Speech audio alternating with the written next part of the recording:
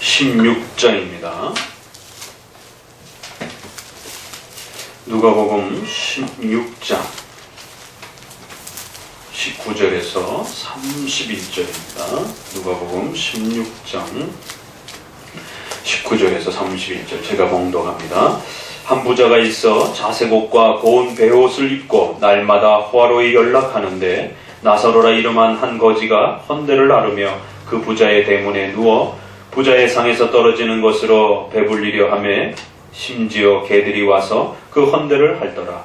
이에 그 거지가 죽어 천사들에게 받들려 아브라함의 품에 들어가고 부자도 죽어 장사되매 저가 음부에서 고통 중에 눈을 들어 멀리 아브라함과 그의 품에 있는 나사로를 보고 불러 가로되 아버지 아브라함이여 나를 긍휼히 여기사 나사로를 보내어 그 손가락 끝에 물을 찍어 내 혀를 서늘하게 하소서.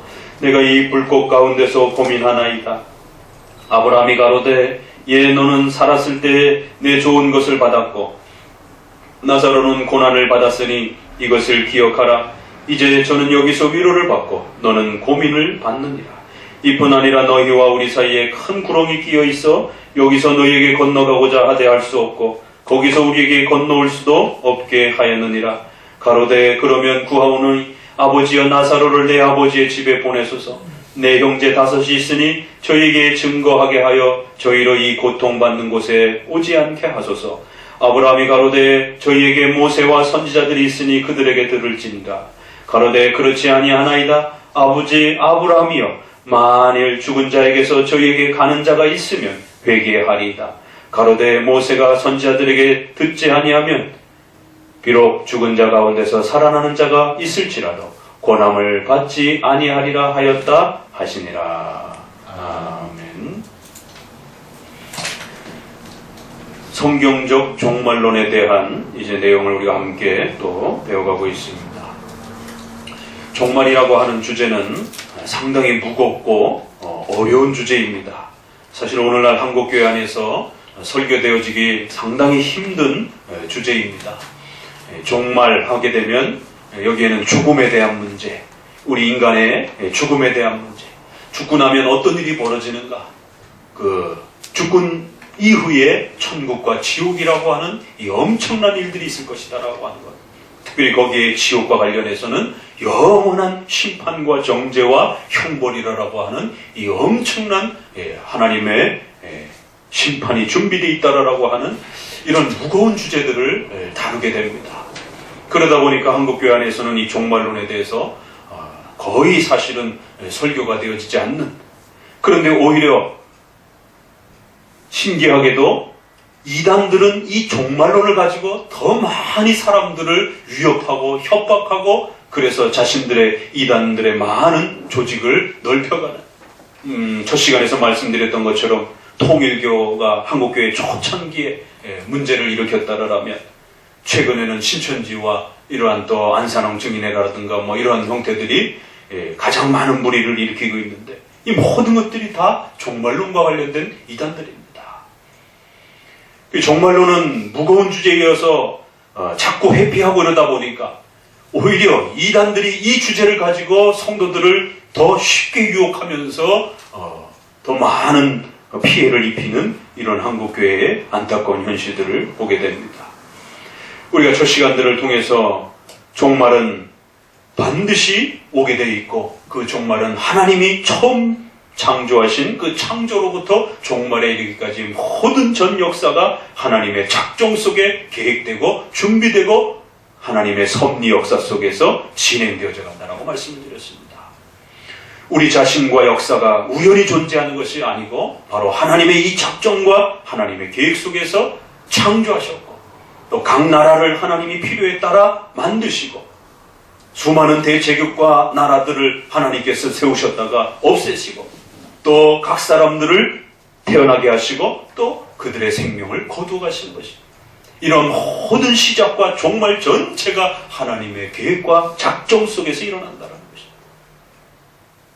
결코 세상 사람들이 말하는 것처럼 신화론에서 말하는 것처럼 그저 우연히 생겼다가 우연히 사라진다든가 또 아니면 불교나 이러한 또 일반 철학에서 말하는 것처럼 윤회론처럼 다음 세상이 또 돌고 돌고 도는 것처럼 그렇게 착한 일을 하면 또 좋은 사람으로 태어나고 이러한 윤회적인 그러한 역사관도 아니라고 말씀을 드렸습니다.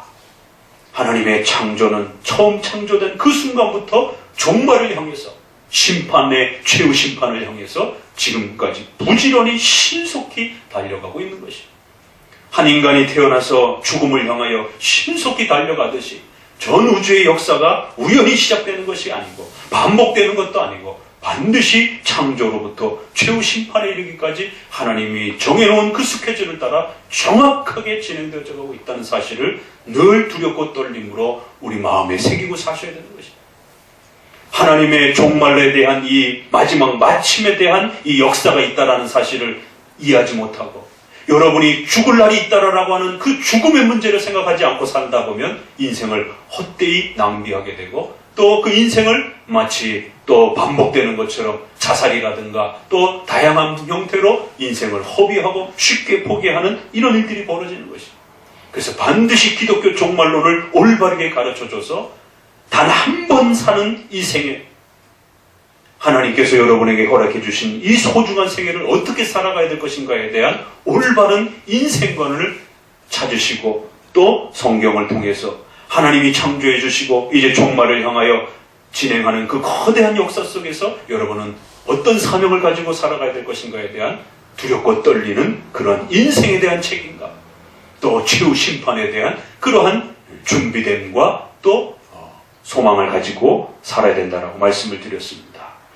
특별히 한국교회는 지난 70년까지는 주로 어려운 시대를 맞이해서 금방 종말이 올 것처럼 이렇게 위협하는 소위 말해서 극단적 종말론, 종말의 날짜를, 예수님의 재림 날짜를 계산하면서 성도들을 협박하고 위협해서 재산을 강탈하고 뜯어내서 결국 착복하는 이러한 임박한 종말론, 극단적 종말론, 세대주의라고 하는 이단들에 의해서 세대주의적 종말론이 한국교회에 어마어마한 피해를 입혔습니다.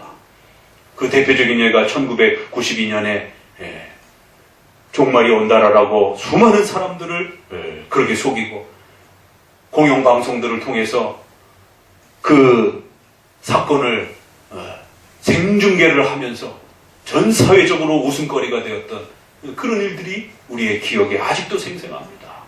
그래서 혹시라도 사람들이 집단 자살을 할까봐 경찰 병력들과 소방서와 병원차들이 동원이 되어서 그 12시를 기점으로 해서 다들 초긴장 상태에 들어가고 참 웃지 못할, 그리고 나서는 그 뒤에 어마어마한 손가락질을 받는, 아무 일도 일어나지 않았기 때문에. 그러나 이제 70년, 80년대 이후는 경제가 발달이 되면서 결국 대형교회라고 하는 이러한 메가처치라고 하는 형태가 등장이 되면서 10,000명이라고 하는 이 상상할 수 없는 어마어마한 이러한 사람들이 모여지면서 결국 이 땅에서 어떻게 잘 먹고 잘 살 것인가, 기복주의라고 하는, 번영신앙이라고 하는, 종말이고 내세고는 관심이 없고 오직 이 땅에서 어떻게 하면 잘 먹고 잘 살 것인가에 대한 결국 그것이 천국이라고 하는 이러한 기복주의에 의해서 이제는 더 이상 성도들이 우리의 종말과 최후 심판에 대해서, 지옥의 이런 어마어마한 무서운 고통에 대해서 경고해 주지 않고 거기에 대해서 고민하며 살지 않는, 종말을 잊어버린, 과거는 너무 지나친 종말주의가 피해를 입혔다라면 이제는 이 아예 종말을 잊어버리고 살아버리면서 결국 기복주의에 함몰 되어버리는 우리 시대의 이런 안타까운 종말론의 피해를 보게 됩니다. 그래서 이제 성경적 종말론은 이처럼 반드시 종말이 있다라고 하는 종말의 최후 심판에 대한 부분을 아셔야 되는 것이고, 그럼에도 불구하고 그 종말은 우리가 생각하는 것처럼 그렇게 쉽게 다음 달에 오고 내년에 오고 이런 것이 아니라 천년이 하루 같고 하루가 천년 같다라고 하는 바로 베드로서에 있는 말씀처럼 하나님의 섭리적 계획 속에서 오는 것이, 그렇기 때문에 언제 올지 모르지만 도적같이 예수님께서 오실 거라고 하는 그 약속을 따라서 우리는 이 땅에서 주어진 시간들에 최선을 다해서 여러분의 삶을 책임감 있게 살아가셔야 되는 것입니다. 내일 종말이 온다 할지라도 사과를 심겠다는 이러한 유명한 이야기가 있듯이, 오히려 우리 기독교인들에게 있어서는 내일이 종말이 온다 할지라도 여러분의 가정과 직장과 여러분의 삶을 열심히 살아가셔야 되는 것입니다. 비가 언제 올지 알 수 없기 때문에. 그러나 반드시 온다라는 것. 이 두 가지가 잘 조화를 이루어가는 것입니다. 자, 이제 그러면 성경적 종말론을 이제 배워가야 되는데, 그러면 종말론에 있어서 어떤 거를 우리가 배워야 되는가? 도대체 이단들은 이 종말론과 관련해서 어느 부분을 가지고 성도들을 유혹하는가?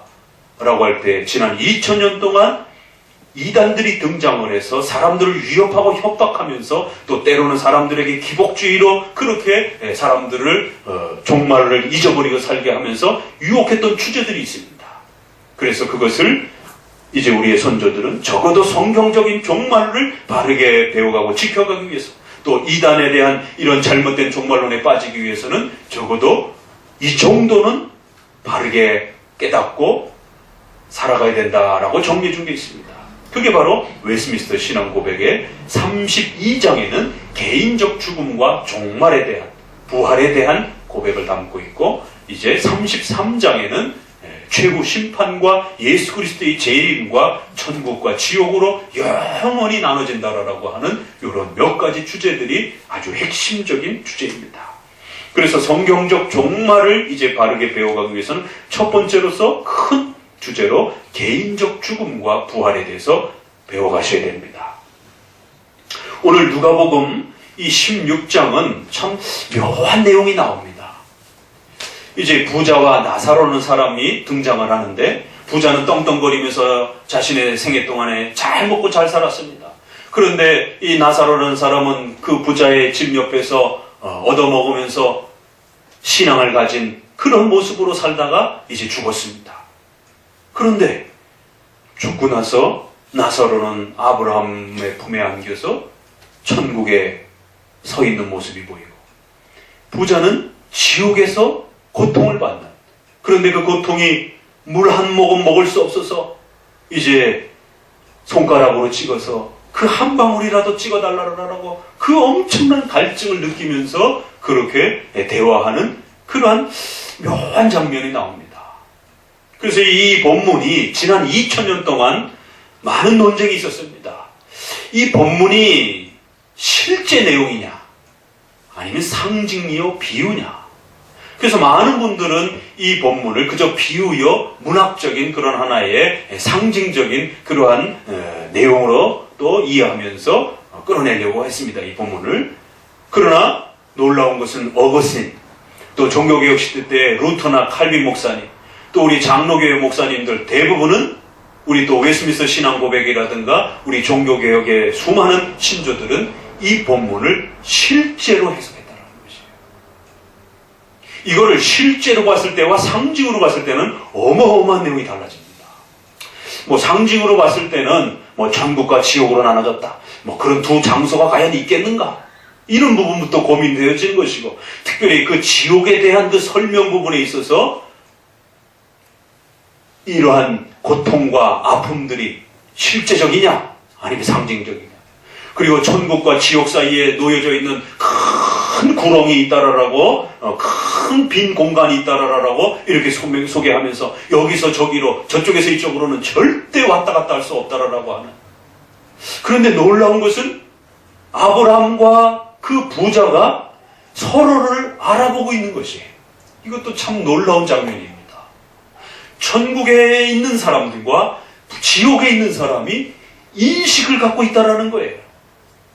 생각을 갖고 있다라는 거예요. 여전히 살아서 존재하고 있다라는 것이죠. 그래서 서로를 알아보고 있다라는 것입니다. 그러니까 이걸 실제로 해석하기 시작하게 되면 여기에서의 표현과 문장과 거기에서 둘러싸고 있는 여러 가지 공간들, 여러 가지 그러한 내용들은 굉장히 심각하게 다가옵니다. 대부분의 우리 장로교회 목회자들은 이 부분을 실제적인 천국과 지옥의 모습을 힌트로 보여주는, 약간 보여주는 형태로 그렇게 해석해 왔습니다. 자, 사람이 죽고 난 다음에 어떤 일이 벌어지는가? 개인의 죽음의 문제에 있어서는 이제 둘로 나눠집니다. 도대체 인간은 왜 죽는가? 죽음은 도대체 무엇인가? 그러면 성도들은 또 왜 죽어야 되는가? 이 죽음에 대한 문제를 우리가 함께 고민합니다. 그 다음에 두 번째는 죽고 나면 그럼 어떻게 되는가? 죽고 나면 어떤 일이 일어나는가? 죽고 나면 우리는 몸과 영혼이 싹 없어지는 것인가? 아니면 불교에서 말하는, 또 유교에서 말하는 것처럼 조상 귀신들이 구천을 떠돌아다니는 것처럼 막 떠돌아다니는 건가? 또 그래서 제사밥을 먹기 위해서 또 12시에 맞춰가지고 또 그 귀신들이 집에 들어오는 것인가? 별의별 그런 유교와 불교와 미신과 샤머니즘 속에 이러한 그 사람이 죽고 난 다음에 많은 이야기들이 등장을 합니다. 바로 여기서 종말론의 미신들이 나타나는 것입니다.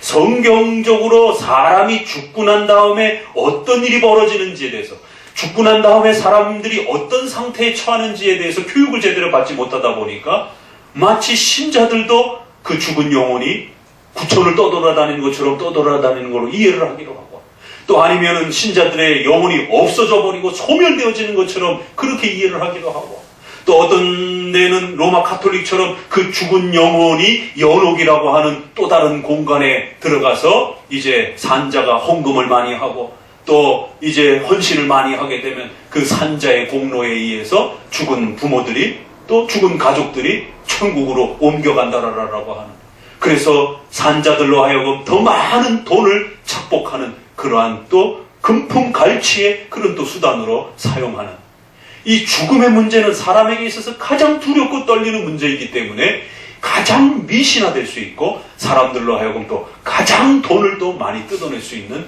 그러한, 왜? 두려움을 느끼기 때문에. 왜 한국교회 안에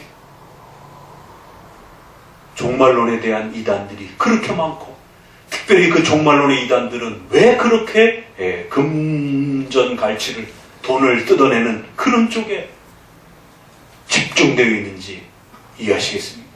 바로 이 주제가 신비에 쌓이기 때문에 그런 것이에요. 그래서 신천지도 늘 성경 공부한다면서 다가오는 것은 오직 요한계시록이에요. 그렇기 때문에 우리 성도들은 이런 이단에 휩쓸리지도 않기 위해서, 또 올바른 하나님 앞에서의 역사관을, 또 종말관을 갖기 위해서라도 첫 번째, 개인의 죽음에 대한 올바른 성경적 설명들을 들어보셔야 됩니다.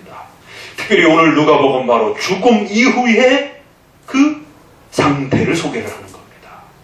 그런데 최후 심판의 이야기는 아닙니다. 최후 심판의 이야기는 좀 더 요한계시록이라든가 또 데살로니가서라든가 베드로서에 있습니다.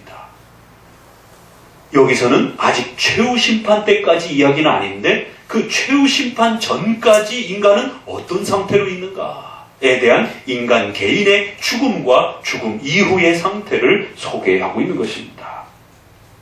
이제 먼저 우리 함께 성경 구절을 먼저 좀 볼 필요가 있습니다. 로마서 5장 12절을 같이 한번 읽어보도록 합니다. 인간의 죽음에 대한 근원적 이유와 원인을 이렇게 소개합니다. 로마서 5장 12절을 함께 읽어보도록 합니다. 한 목소리로 읽습니다. 이러므로 한 사람으로 말미암아 죄가 세상에 들어오고 죄로 말미암아 사망이 왔나니 이와 같이 모든 사람이 죄를 지었으므로 사망이 모든 사람에게 이르렀느니라. 사람이 왜 죽을까요? 이 죽음의 문제는 인간이 풀 수 없는 가장 근원적인 그런 철학적 질문이기도 합니다. 또 현대 과학이 이 죽음의 문제를 해결하고 싶어 해서 온 힘을 기울이는 또 그러한 주제이기도 합니다. 그래서 많은 사람들은 생물학적으로 죽음을 이야기도 하고, 또 어떤 진화론적으로도 죽음을 이야기하기도 하고, 철학적으로 죽음을 이야기도 하기도 하고, 그러나 성경은 인간의 죽음은 죄 때문이라고 말합니다. 죽음이 얼마나 무섭고 두려운 것인지에 대해서 성경은 경고합니다. 이제 이 기독교 계통에서 일을 하다 보면 특별히 우리가 호스피스라고 하는 말기 암 환자들을 돌보는 그러한 분들을 많이 만나게 됩니다. 그래서 목사님도 또 그러한 데를 또 자주 또 찾아서 종말에 죽음에 임박한 성도들을 또 이렇게 기도해 주기도 하고 예배드려 주기도 하고, 그래서 호스피스 이러한 병동에 많이 찾아가기도 합니다. 그러다 보면 그 죽음 직전에 있는 많은 사람들을 보게 됩니다. 우리 성도들의 또 가족들 중에서도 또 이렇게 죽어 돌아가셨을 때 또 이렇게 찾아뵙는 분도 있고요. 저희 가족 중에서도 이제 저도 뭐 나이는 어린 나이는 아니고 이제 적지 않게 이제 먹을 만큼 이렇게 먹다 보니까 많은 죽음들을 보게 됩니다. 가족들의 죽음, 또 친척들의, 또 성도들 관계된 분들의 죽음, 또 더 나아가서는 안타깝게 어린 아이들의 그런 죽음까지, 또 친구들의 죽음까지 이제는 점점 많이 보는 그러한 모습에 이르렀습니다. 근데 놀라운 것은 이 죽음이 인간에게 있어서 얼마나 고통스러운 것인가. 그러니까 말기암 환자들은 인간의 그 육체적 고통 때문에도 고통스러워하지만 그 죽음에 대한 무서움 때문에 자신의 생명이 이제 어떻게 될 것인가에 대한.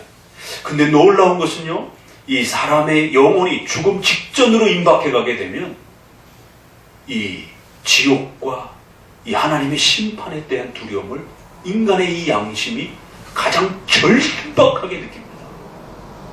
로마서 2장에도 있는 것처럼, 또 로마서 1장 후반부에 있는 것처럼 인간은 결코 핑계할 수 없다. 하나님이 살아계신 것을 온 우주 만물을 통해서도 알게 되고 인간의 마음의 종교적인 심성으로서 그 영혼이 창조되었기 때문에 미신이 되었던 어떤 형태가 되었던 하나님을 영화롭게 하지 않아서 문제가 되지, 신에 대한 그 두려움과 신에 대한 그러한 갈망함을 찾는 인간의 본질적 존재이다라고 이렇게 표현을 합니다. 그런데 젊어서는 내가 죽을 거라고 잘 생각을 안 합니다. 우리 여기 젊은 친구들도 있지만 죽음은 저 먼 얘기처럼 느껴져요. 그러나 이제 벌써 나이가 50, 60을 넘어서게 되면 죽음에 대해서 고민하기 시작하게 되고, 어떻게 죽을 것인가에 대해서 고민하고, 또 죽음 이후에 과연 어떤 일이 벌어질 것인가에 대해서 고민하기 시작합니다. 그런데 더 놀라운 것은 그 죽음 직전에 임박해서 숨을 헐떡거리면서 그 마지막 숨을 몰아쉬는 수 있는 그 마지막 순간 죽음에 있는 그 영혼들을 이렇게 보게 되고 또 그들을 상담하게 될 때에 신자와 불신자의 차이가 또 엄청나게 나타납니다. 그나마 그래도 신자들은 위로와 소망을 가지면서 육신의 고통이 모든 세포가 이제 힘을 잃기 때문에 그 세포에 그 죽어가는 그 고통이 있습니다. 또 한편으로는 영혼이 그 죽음에 대한 두려움을 느끼는 또 그 고통이 결합이 됩니다. 그러면서 이제 육신과 영혼의 그 고통이 산발적으로 섞여지면서 이제 고통이 폭발하는 것이죠. 그래서 신자들도 암으로 돌아가시게 되면 그 고통이 이루말할 수가 없어요. 그래서 진통제를 놔드리기도 하고 그러는 것입니다.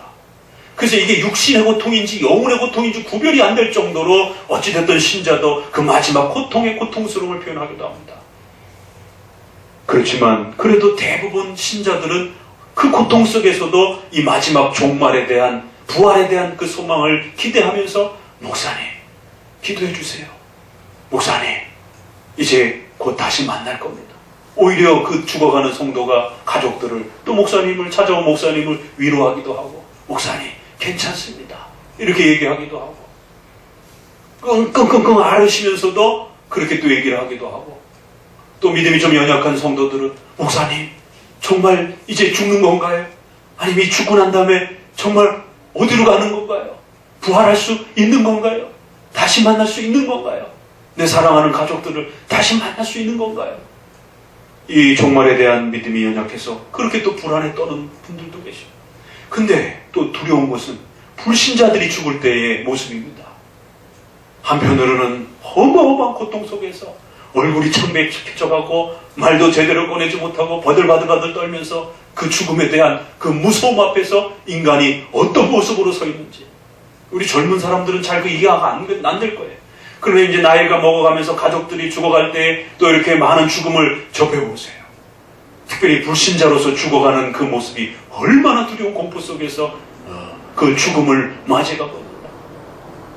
또 간혹 우리가 독립운동 때라든가 역사적 전쟁 속에서 이렇게 나라와 민족을 위해서 자신의 목숨을 아까워하지 않고 초계처럼 또 이렇게 목숨을 희생하는 그런 불신자들이 있습니다.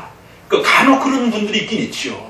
그러나 대부분은 그 죽음에 대한 공포 앞에서 어마어마한 공포를 느끼게 되는 것입니다.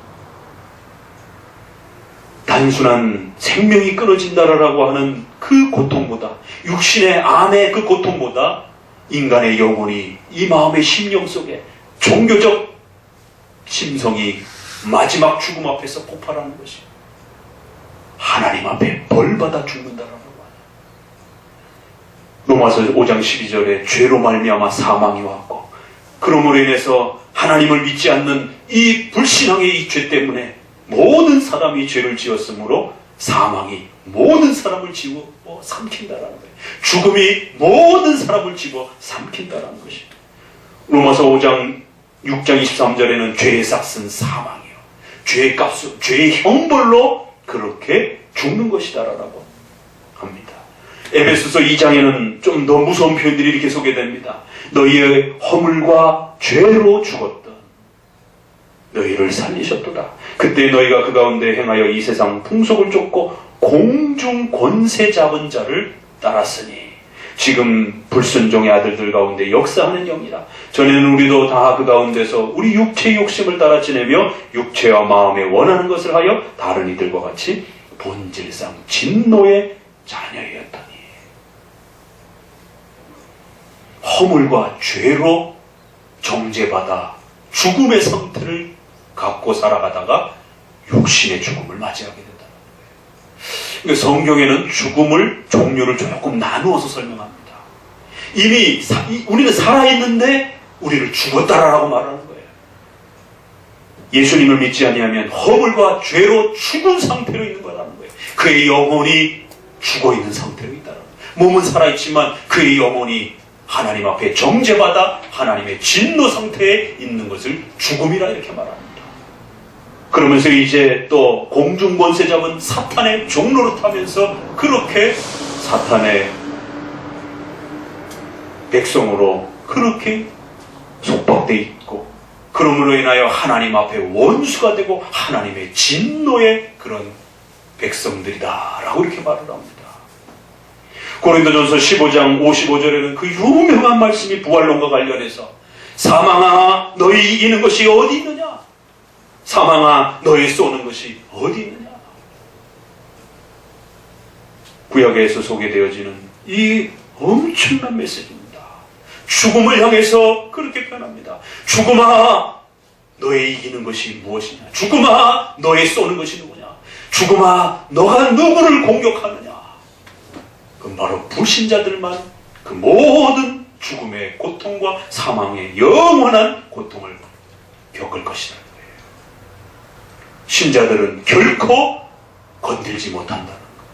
사망과 죽음이 결코 신자들을 해하거나 신자들을 집어삼킬 수 없다라고. 사망아 너희 이기는 것이 무엇이고 사망아 너희 쏘는 것이 무엇이냐라고 하면서 성경은 죽음과 사망의 이유가 바로 하나님을 믿지 않는 죄 때문에 형벌을 받아 인간의 죽음이 찾아왔다라고 말합니다. 더불어서 함께 계속 소개를 드리는 것은 그럼 이제 죽음의 성격을 왜 성경이 이렇게 다양하게 소개를 하는가? 그 로마서 5장 펴고 계셨으면 10절을 같이 한번 또 읽어봅니다. 로마서 5장 10절에는 이렇게 소개합니다. 곧 우리가 원수 되었을 때에 로마서 3장 23절에도 또 연속해서 우리가 죄를 범하였음에 모든 사람이 죄를 범하였음에 하나님의 영광에 이르지 못하더니 첫 번째는 영적 죽음을 이야기합니다. 그래서 멀쩡히 우리가 육체로 살아있는데 우리가 죽은 자라고 말하는 거예요.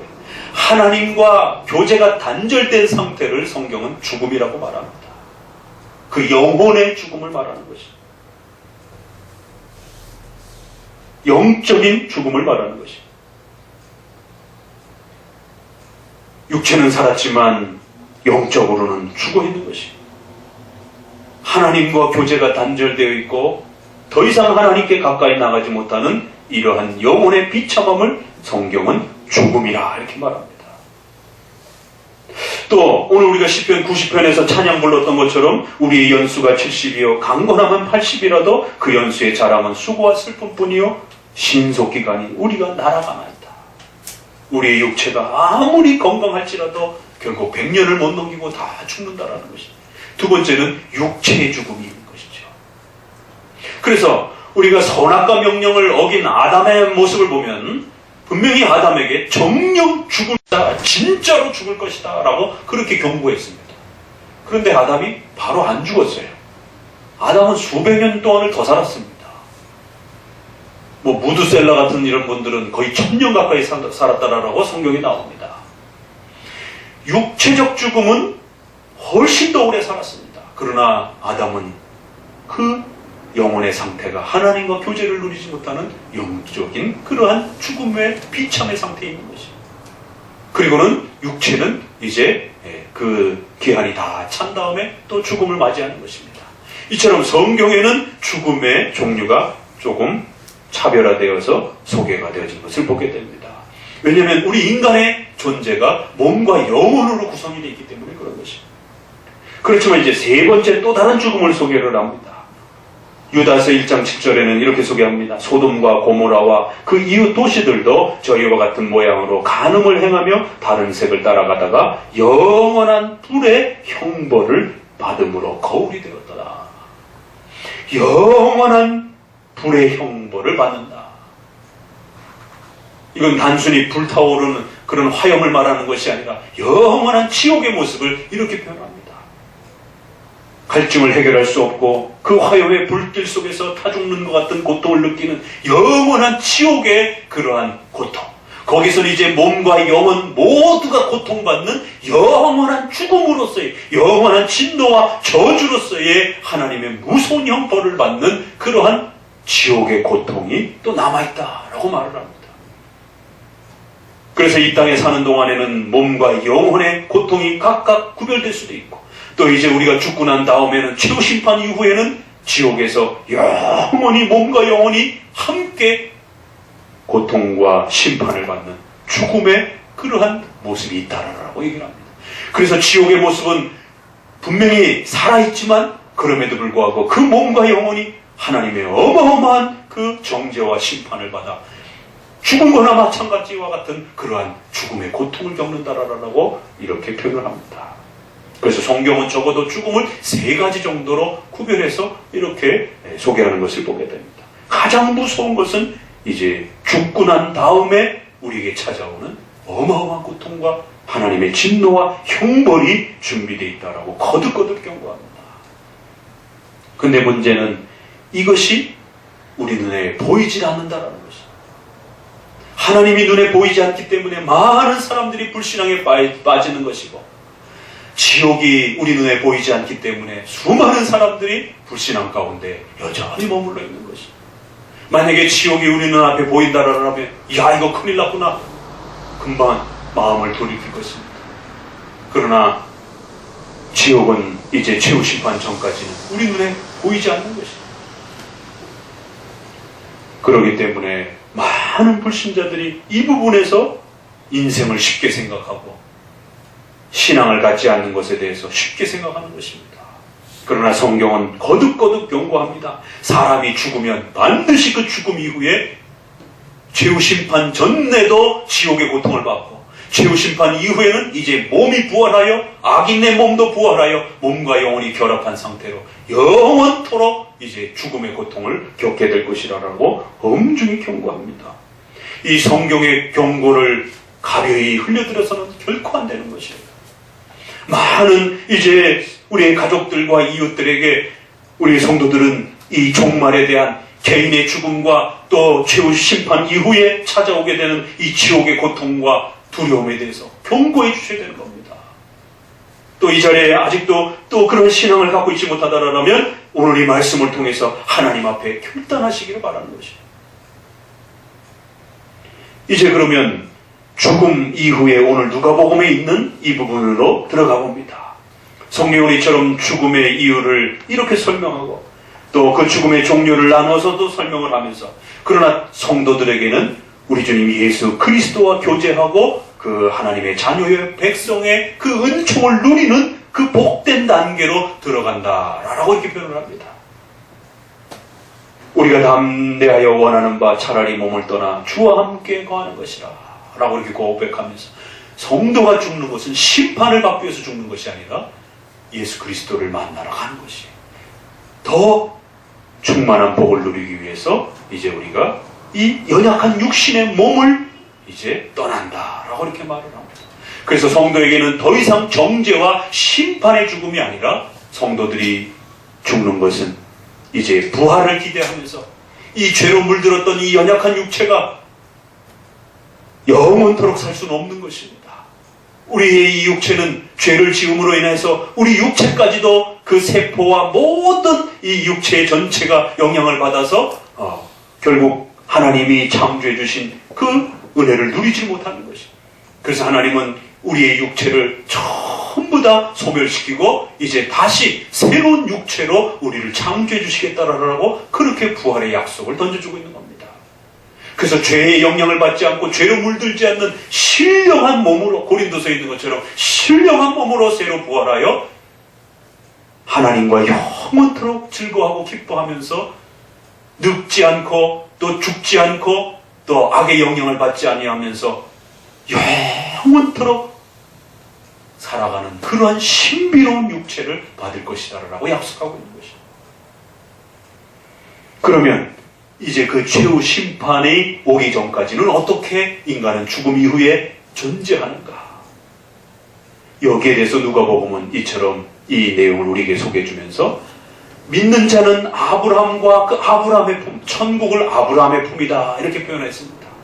그래서 천국으로 믿는 자들은 죽는 즉시 이동한다라고 말합니다. 그러나 살아서 예수님을 믿지 않는 자들은 죽는 즉시 지옥으로 이동한다라고 말합니다. 육체는 이 땅에서 무덤에 묻히면서 전부 부패하여 썩어져 없어집니다. 그래서 우리가 육체는 소멸한다라고 말할 수 있습니다. 그러나 영혼이 죽는다, 영혼이 없어진다라고 말하면 큰일 납니다. 바로 여기에 이제 이단의 차이가 나타나는 것입니다. 육체는 영원한 것이 아닙니다. 육체는 반드시 썩어 없어지고 새로운 부활체를 받기 전까지는 절대로 육체는 존재할 수 없는 것입니다.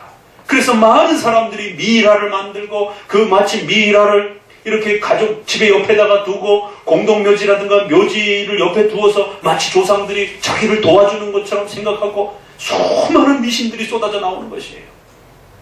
육체는 소멸하여 없어지는 것입니다. 화형을 당해서 죽던 또 무덤에 묻혀 죽던 어떠한 죽음의 형태로 죽던 육체는 전부 소멸해 죽는 것입니다.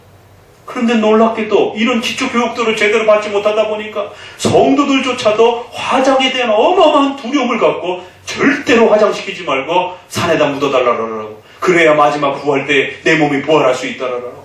왜요? 구약의 많은 조상들이 아브라함부터 시작해서 가나안 땅에 묻히려고 하면서 그 막벨라 굴을 소개하면서 그 가나안 땅에 뼈를 묻는, 그래서 마치 그게 부활의 어떤 그 본질인 것처럼 이렇게 착각을 해서 매장 문화를 고집하는 또 이런 웃지 못할 일이 벌어지기도 합니다.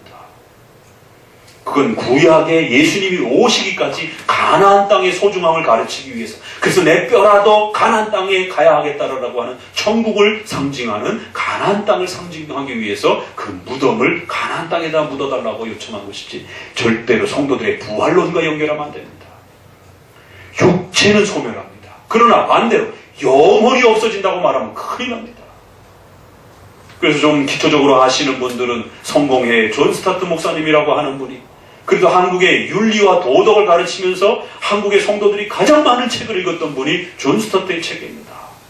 그리고 보수적인 신학교에서 스타트의 책을 가지고 윤리론을 가르치기도 합니다. 근데 이분은 성공회 분이에요. 근데 이분이 영혼 수면설, 영혼이 잠을 잔다라고 얘기하고 지옥 소멸설을 얘기를 해가지고 상당히 문제가 돼요. 다른 부분은 부분적으로 괜찮은데 이 종말론에는 상당히 심각합니다. 그분의 종말론은 비성경적입니다. 중세시대부터 중세시대 로마 가톨릭이 사람들을 위협하고 돈을 뜯어내기 위해서 연옥이라고 하는 이러한 가르침을 소개하면서 영혼이 잠을 잔다든가 또 영혼이 갇혀있다든가 또 영혼이 소멸한다든가 이러한 비성경적 가르침들이 난무하기 시작하면서 미신화되기 시작한 것입니다. 그래서 존 칼빈이 1536년에 종교개혁의 기독교 강의 그 첫 책을 출발하기도 전에 먼저 썼던 논문이, 그가 목사가 되고 나서 그가 기독교로 개종하고 나서 제일 먼저 썼던 논문이 뭐냐면 영혼 수면설에 대한 반박. 왜냐하면 중세시대 때 바로 이 죽은 다음에의 영혼이 어떻게 되느냐에 대한 많은 오류들이 발생을 했고, 그 오류를 가지고 미신화시켜가지고 사람들에게 돈을 뜯어내면서 결국 피해를 입혔던 것입니다. 그래서 칼빈은 기독교 강요라고 하는 이 엄청난 걸작전에 영혼 수면설에 대한 반박이라고 하는 짧은 논문을 발표를 해서 영혼은 결코 소멸하거나 없어지는 게 아니라 영혼은 여전히 존재하고, 그 영혼은 인식하고 생각하고 판단하는 이런 인간의 본질적인 모든 기능들을 그대로 가지고 존재한다라고 합니다. 그러면서 그 영혼은 천국에 가 있고, 영혼은, 불신자의 영혼은 지옥에 갈 수 있다라고 분명히 이렇게 선을 그어서 이야기를 합니다. 그렇기 때문에 죽음 이후에 그 영혼이 떠돌아다닌다든가, 또 대반복된다든가, 또 영혼이 잠을 잔다든가, 또 영혼이 없어졌다가 또 지옥도 없어진다라고 하는, 그래서 종말과 지옥에 대한 이 심판과 경고를 흐리게 만드는 이런 가르침들은 잘못된 것입니다. 죽음 이후에 누가복음 16장에 있는 것처럼 영혼은 육체가 없을지라도 그 영혼들은 예수님 품으로 돌아가고, 믿는 자들은, 믿지 않는 자들은 그 지옥이 어디 있는지 우리 눈에는 알 수 없습니다. 지옥이 우주 공간 어느 곳에는 분명히 있는 것이, 지옥은 반드시 공간적인 존재입니다. 왜냐하면 이제 거기에 육체로 부활한 악인들을 가둬놓고 영원토록 그들에게 고통을 줘야 하기 때문에 지옥은 반드시 공간적인 그런 존재라고 성경은 말하고 있습니다.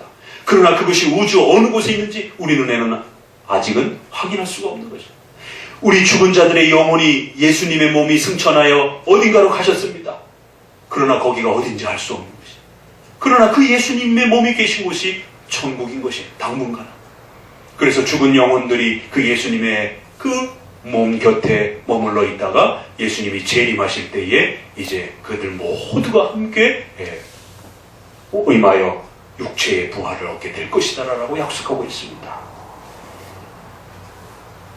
요한계시록에 보게 되면은 이 누가복음 16장과 비슷한 내용을 이렇게 소개합니다. 다섯째 인을 떼실 때에 내가 보니 하나님의 말씀과 저희의 가진 증거를 인하여 죽임을 당한 영혼이 제단 아래에 서서 큰 소리로 불러 가로되 참되신 대주제여 땅에 거하는 자들을 심판하여 우리의 피를 신원하여 주지 아니하시기를 어느 때까지 하시나이까. 각각 저희에게 흰 두루마리를 주시며 가라사대 아직 잠시 동안 쉬되 저희 동무들도 형제들도 자기처럼 죽임을 받아 그 수가 차기까지 하라. 천상의 성도들이 하나님께 하소연하면서 도대체 언제 최후 심판이 오는 겁니까? 라고 묻자 잠시 기다려라. 아직 성도의 숫자가 더 차야 된다. 이런 표현이 나옵니다. 이 부분도 우리 장로교에서는 이건 실제 내용으로 해석을 합니다. 계시록은 상징과 비유가 막 겹쳐 있습니다. 그러나 이 부분은 천국의 실제 모습, 특별히 죽은 자들의 영혼이 하나님께 구하는 그런 모습으로 소개를 합니다. 그래서 누가복음에도 있는 것처럼 이렇게 죽은 자들의 영혼은 없어지고 그들의 생각과 말과 이런 모든 것들이 소멸되는 게 아니라 서로를 다 알아보고 생각하고 판단하고 이 인간의 의식을 그대로 다 가지고 있다는 거예요. 죽음이 끝이 아닙니다. 죽음 다음에 영원히 사는 세계가 있다는 것을 성경은 거듭거듭 강조하면서 이제 육체를 우리가 부활을 통해서 부활되기 전까지라도 인간은 사후 상태에 죽음 이후에 또 다른 그러한 천국의 모습의 상태가 있다라고 이야기를 합니다.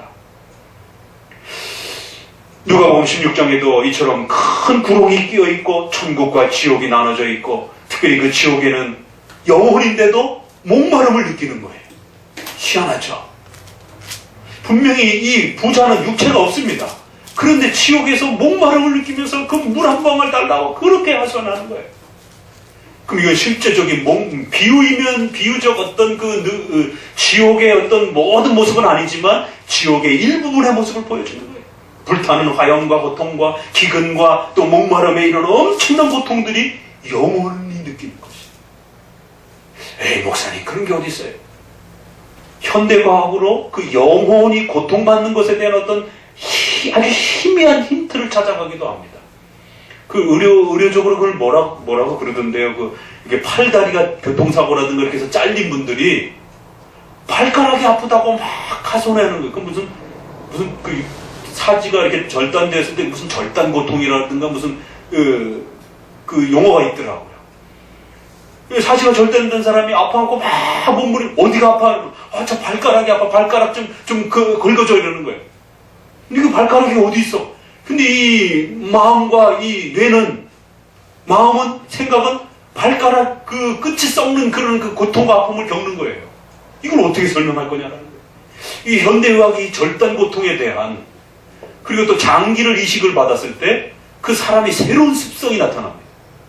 이 여성의 장기를 남자가 받아들이면 이렇게 뭐 커피라든가 뭐 이런 감성적인 거 이런 걸 좋아하지 않던 사람들이 콩팥이라든가 간이라든가 어느 장기를 이식받더라도 그 장기를 이식받았을 때 갑자기 그 남자가 영화 뭐 이런 거 전혀 좋아하지도 않던 사람이 갑자기 드라마, 영화 이런 여성들이 좋아하는 감성적인 그런 부분들을 갑자기 이렇게 행동 변화가 일어나는. 그 의료계에서는 이걸 굉장히 신비롭게 이렇게 발견하면서 연구해가는 추세에 있습니다. 이거 쉽게 설명할 수가 없어요. 그 사람의 예전 습관도 아니고 전혀 다른 습관이 갑자기 그 장기 수술 전후로 해서 어떤 그 현상들이 벌어지는. 그래서 이 인간의 이런 어떤 육체와 영혼의 이 관계성에 대한 많은 고민들이 의학적으로 또 철학적으로 고민을 해보는 것입니다. 그런데 이러한 그래서 그런 과연 육체의 사지가 과연 몸에 붙어 있는 그것만을 말하는가? 아니면 그 영혼이 육체의 그러한 모든 부분에 깃들여 있다가 그 육체가 없어지고 나서도 여전히 영혼 속에서는 그 육체의 남은 부분들을 그대로 기억하고 있나? 육체가 그 몸의 고통을 영혼의 고통으로 실제적으로 그렇게 고통을 느끼는 것을 우리는 현대 의료에서도 발견되는 것이죠. 지옥에서 영혼이 고통받는 것을 말이 안 된다고요? 아닙니다. 우리는 현재에서도 얼마든지 보는 것이죠. 또 재미난 사실은 꿈을 통해서 우리가 전쟁이나 어떤 질병에 또 많은 어떤 사고를 꿈에서 겪습니다. 그럼 우리가 잠꼬대를 하고 가위에 눌린다라고도 할 때 이 꿈속에서 겪는 그걸 과학적으로 설명할 수 없는 그 의식이 겪는 어떤 여러 가지 고통들을 식은땀을 흘리면서 그래서 잠자리가 사납다고 그러잖아요. 그 단순한 육체는 편안하게 자고 있는데 엄청난 고통을 겪으면서 그 영혼이 쉼을 누리지 못하는. 그 현대과학에서도 이 꿈의 고통을 이렇게 또 추적해가기도 합니다. 여러 가지 형태 속에서 영혼이 고통받는 것이 육체와 이렇게 분리가 되기도 하고 또 결합되어서도 나타나기도 하는 그러한 과학적 현상들을 이제서 추적하는데 성경은 이미 영혼이 고통받을 수 있다라고 말합니다. 영혼은 하나님이 창조해준 존재이기 때문에 영혼이 하나님 앞에 벌 받을 때에 육체만 벌 받는 게 아니라 영혼까지도 벌 받는다라는 거예요. 누가복음의 이러한 사후 상태에 대한 이러한 가르침들을 우리는 귀담아 들으셔야 되는 것이에요. 인간은 죽음으로 끝이 아니라 반드시 그 죽음 이후에 천국과 지옥의 그러한 복과 고통이 준비되어 있다는 거예요. 그리고 더 나아가서 이제 몸까지 부활하여 최후 심판이 또 준비되어 있다는 거예요. 그래서 이제 고린도 전서 15장에서는 이렇게 소개합니다. 누가 묻기를 죽은 자들이 어떻게 다시 살며 어떠한 몸으로 오겠습니까? 에이, 사람이 어떻게 부활합니까? 사람이 죽었는데 어떻게 다시 태어납니까? 에이, 목사님, 사람이 죽었는데 무슨 영혼이 또 지옥과 천국에 가 있다라고 그걸 어떻게 믿습니까? 지금 말씀드린 영혼의 상태도 말씀드렸고, 또 고린도서에서는 이 어리석은 사람들아, 어리석은 자여, 씨앗의 뿌리가 뿌리고 난 다음에 죽지 않으면 살아나지 못하겠고, 또 너희의 뿌리는 것이 장래의 그 형체에 또 그 뿌리는 것이 아니요 다만 밀이나 알갱이 형태로 뿌리지만 그것이 나중에 땅에서 썩어서 새로운 변화를 통해서 열매로 자라날 때는 전혀 다른 형태로 나타난다는 거예요. 자연계 속에서도 이런 작은 씨앗 하나가 죽어서 전혀 새로운 어떤 그 개체로 새로운 그러한 물건으로 바뀌어져서 존재하는 것을 볼 수가 있다는 것이죠. 왜 사람의 몸이 썩어서 없어졌다가 새로운 그런 육체로 새로운 그러한 부활의 몸을 받는 것을 불가능하다라고 그렇게 부정하냐라는 것이죠. 육체의 부활은 반드시 존재한다라는 겁니다. 요한복음 5장 29절에 선한 일을 행한 자는 생명의 부활로, 악을 행한 자는 심판의 부활로 나올 것이다라는 것입니다. 이처럼 성경은 거듭거듭 우리의 또 죽음 이후의 사후 상태와 또 그리고는 그 사후 상태가 끝이 되어서 최후 심판이 되었을 때는 이제 육체의 부활로 새로운 영원한 세계를 우리가 맛보게 될 것이라고 말하고 있습니다.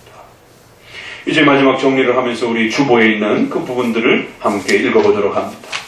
말씀드린 것처럼 이러한 그 귀한 내용들이 인간의 개인의 죽음과 관련 부분들이 우리의 신조에서는 이렇게 몇 가지로 정리해서 소개를 합니다.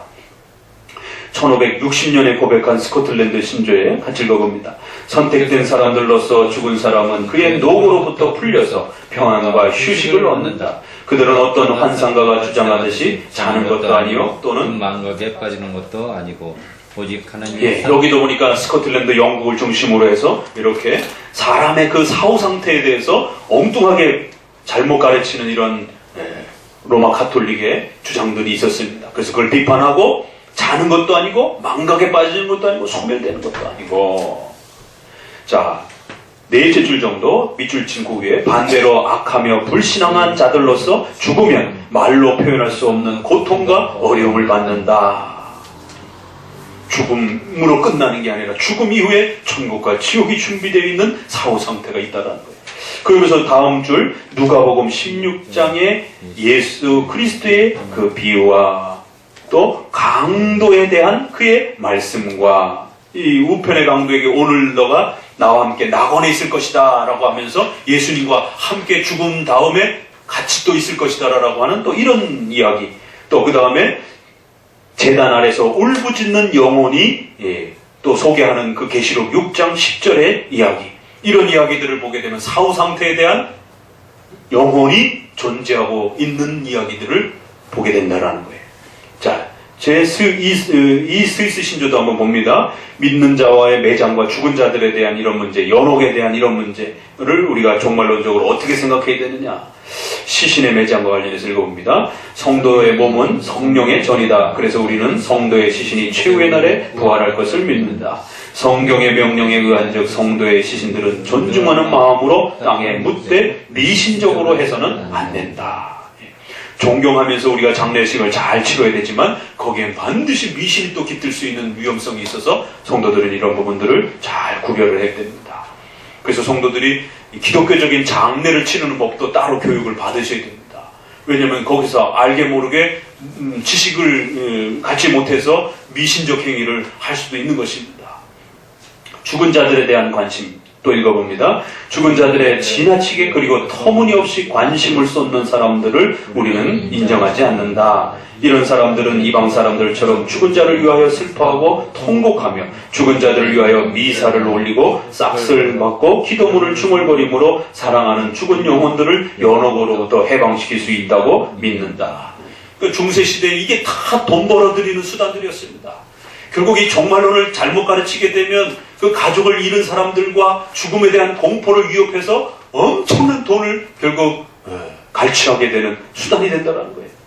자, 그러면 몸을 떠난 영혼의 상태는 어떤가? 읽어봅니다. 우리는 성도들이 육체적인 죽음 직후에 직접 그리스도에게로 간다고 믿는다. 그러므로 산자는 죽은 자들을 위하여 찬양과 기도와 예배를 올릴 필요가 없다고 우리는 생각한다. 마찬가지로 불신자들은 직접 지옥으로 던지움을 받아 살아있는 사람들이 이들을 위하여 어떤 예배를 올려도 이들은 지옥으로부터 나올 수 없다. 연옥에 관한 로마 가톨릭의 교리는 기독교 신앙에 위반된다.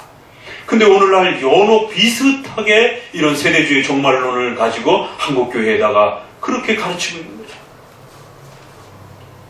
성도들이 장례를 치르고 난 다음에 3호제, 3일이나 5일째 제사를 드리는 것을 무덤에 가서 그 무덤을 돌보면서 그 영혼이 죽은 자가 잘 이렇게 좋은 곳으로 갈 길을 비는 것을 3오제라고 말합니다. 3우제라고도 얘기를 하고 3일이나 5일째 가서 제사를 행하는 것이.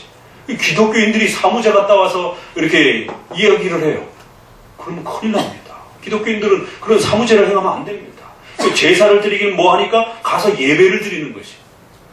차라리 가족들하고 편안한 시간에 그 무덤을 잘 이렇게 매장을 했다라면 가서 돌보려고 가족들하고 편한 시간에 가서 이렇게 돌아본다라면 그거는 상관이 없지만 꼭 3일째, 5일째를 이렇게 의식을 하고 어떤 매장에 대한 죽은 자에 대한 어떤 의식을 치르면 안 된다는 것이. 또 49제도 또 갔다 왔다고 그러는 분들이 있어요. 49제는 그 죽은 영혼이 구춘을 떠돌다가 이제 극락왕생한다라고 하는 불교의 이러한 그 가르침 속에서 나오는 겁니다. 그 49일에 가가지고 또 예배를 드리는 것이. 그러면 안 됩니다. 몸을 떠난 영혼의 상태는 천국과 지옥으로 나눠지기 때문에 그들을 위하여 어떤 종교적 행위도 하면 안 된다는 거예요. 그렇게 되면 종교적 미신행위가 된다는 겁니다. 영들의 나타남 읽어봅니다. 죽은 사람들의 영 혹은 정신이 살아있는 사람에게 나타나서 어떤 의무 수행을 요구하므로 이 의무 수행에 의하여 자신들이 해방될 수 있다는 것은 웃기는 일이요 악마의 속임수요 술책과 불과한 것이다. 그 밑줄 부분 죽은 자들의 영과 어떤 교제도 해서는 안 된다고 하셨다. 복음서의 진리가 선포하듯 지옥에 있는 부자는 결코 그 형제에게로 갈 수 없다. 사무엘상 28장에 보면은요, 사무엘과 사울이 대화하는 장면이 나옵니다. 사무엘이 죽었는데 사울왕이 전쟁에 자꾸 피해를 패하자 이제 선지자였던 사무엘을 불러옵니다. 근데 누구한테 가서요? 무당한테 가가지고. 그러면서 나오는 장면이 사울이 그에게 이르되 그 모양이 어떠하냐? 그가 가로되 한 노인이 올라오는데 그가 겉옷을 입었나이다. 사울이 그가 사무엘인 줄 알고 그 얼굴을 땅에 대고 절하니라. 그래서 이제 우리가 이 부분도 또 논쟁이 있습니다. 여기에서 사무엘이 어떤 그 깊은 곳에서 무당이 불러냅니다. 당시 무당을 전부 다 죽였습니다. 그런데 살아남아있는 어떤 무당이 있어가지고 사무엘이 그 무당한테 찾아가지고 사무엘을 좀 불러달라고 그러면서 이제 신접하는 그런 무당에게 사무엘을 불러냅니다. 근데 사무엘이 올라와고 대화를 합니다. 이 사무엘이 진짜 사무엘일까요? 가짜 사무엘일까요? 그래서 논쟁이 나타나는 것이. 우리 장로교에서는 절대로 이 사무엘을 진짜 사무엘로 해석하지 않습니다. 왜? 우리가 앞에서 배웠던 종말론 때문에. 이 구렁과 저 구렁을 그렇게 왔다 갔다 하고 그러는 게 아니라는 것입니다. 무당이 불러낸 겁니다. 그것도 또. 그렇기 때문에 여기에서 사무엘은 귀신으로 해석을 하는 것입니다. 사울을 책망하고 진노케 하는 하나님의 마지막 심판의 수단으로서 무당의 그런 속임에 사울이 빠지는, 그래서 사무엘 흉내를 내는 그러한 귀신의 역사로 해석하라 하지 절대로 여기에 이 사무엘을 진짜 사무엘 해석하지 않습니다. 우리가 죽은 부모라든가 죽은 선지자들이라든가 이런 사람들을 무당을 통해 가지고 불러내 가지고 내 인생이 어떻게 될지 여러분이 점을 치고 말이 됩니까 그게? 그런데 오늘날 기독교 신자들 안에 이러한 점을 친다든가 무당에게 간다든가 이런 게 쉽지 않게 일어납니다. 정치하는 사람들이라든가 또 이런 분들을 가운데 또 보면은 무당들에게 찾아가서 점을 보고 크리스찬들이 큰일 납니다. 그렇게 하면. 바로 그런 일들이 있었기 때문에 우리의 신조들도 바로 그런 부분을 정리해 준 거예요. 크리스찬들이 종말론과 관련해서 개인의 죽음과 관련해서 자신의 죽음도 그렇고 타인의 죽음에 대해서 어떤 질서를 가져야 되는지를 명확히 한 겁니다. 자, 웨스트민스터 32장에도 보면서 그 줄친 부분만 봅시다. 사람들의 사후 상태에서 영혼은 죽거나 자는 것이 아니고 즉시 돌아간다. 그리고 불신자들은 지옥에 던져진다. 대심판 날까지 갇혀있게 될 것이다. 이 두 장소에는 아무것도 없다. 이 항에는 그러나 이제 마지막 최후 심판 때 우리는 반드시 부활의 몸을 얻게 될 것인데 그 부활의 몸은 다른 성질을 갖는다. 그러면서도 지금과 같은 동일한 육체라는 거예요. 다만 병들거나 또 죄악의 영향을 받지 않는 아주 새로운 성질을 갖게 된다는 것이죠. 많은 분들이 목사님 부활할 때는 어떤 모습으로 나타나나요? 지금 이 모습입니다. 성경은 그렇게 말하고 있어요. 지금 여러분 모습 그대로 부활한다는 것이. 다만 이 몸의 기능과 성질이 바뀌는 거예요. 배고픔이라든가 갈증이라든가 이런 인간의 연약함에 이런 부분들을 이제 새롭게 도움을 받는 그러한 신령한 몸, 그러나 지금의 몸, 이렇게 변하는 것입니다. 제3의 어떤 그러한 또 우주인이 되는 건 아닌 것이. 그래서 3번에 보니까 불의한 자들의 몸은 치욕을 당하기 위해서 이제 부활할 것이고, 신자들은 영광을 얻기 위해서 부활하여 이제 최후 심판을 준비하게 될 것이다 라고 마무리를 합니다. 말씀을 맺습니다. 오늘 이제 우리가 종말론과 관련해요, 이렇게 개인의 죽음과 또 부활에 대한 부분이 또 성경에서 어떻게 가르쳐지고 있는지, 그래서 인간의 죽음의 원인이 무엇인지, 또 죽고 난 다음에 사후상태에 어떤 일이 벌어지는지, 인간은 즉시 신자와 불신자로 나눠져서 천국과 지옥의 그런 복과 고통의 두 상태로, 두 공간으로 나뉘어지게 될 것이다라는 것. 그러면서 이제 최후 심판에 우리는 육체의 부활을 기다리게 될 거라고 하는 또 이 소망을 갖게 됩니다. 이 땅의 삶이 결코 다가 아니라 최후의 또 영원한 몸의 부활을 통하여 천국의 삶이 있다는 사실을 꼭 명심하셨어요.